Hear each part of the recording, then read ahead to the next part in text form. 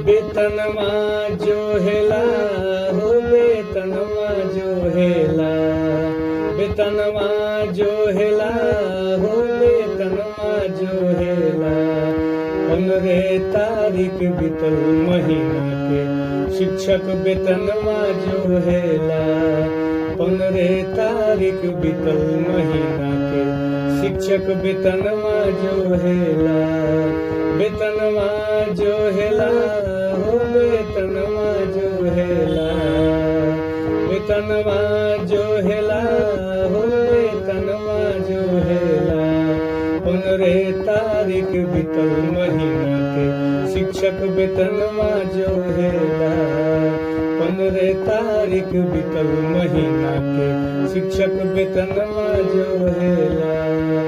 का बीपीएससी का बा विशिष्ट सब कर ही है हाल बा। का बीपीएससी का बा विशिष्ट सब कर ही है हाल बा। आधा महीना में पैसा के बीतल पैसा के पड़ल काल बा। आधा महीना में पैसा के बीतल पैसा के पड़ल काल बा। मनवा रोवेला हो मनवा रोवेला, मनवा रोवेला हो मनवा रोवेला। 15 तारीख बीतल महीना के शिक्षक वेतनमा जो हेला।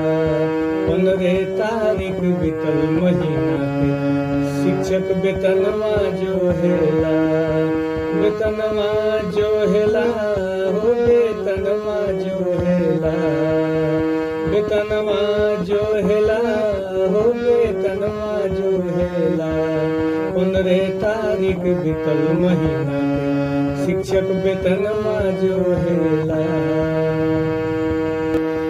खाली अपन पेट बाटे न भैया सवाल बाटे परिवार के। खाली अपन पेट बाटे न भैया सवाल बाटे परिवार के। पैसा जब लोग से मांगही के पड़े तो फायदा बा काथी रोजगार के। पैसा जब लोग से मांगही के पड़े तो फायदा बा काथी रोजगार के। लोगवा टोकेला ओ लोगवा टोकेला, लोगवा टोकेला ओ लोगवा टोकेला। 15 तारीख बीतल महीना के शिक्षक वेतनमा जो हेला।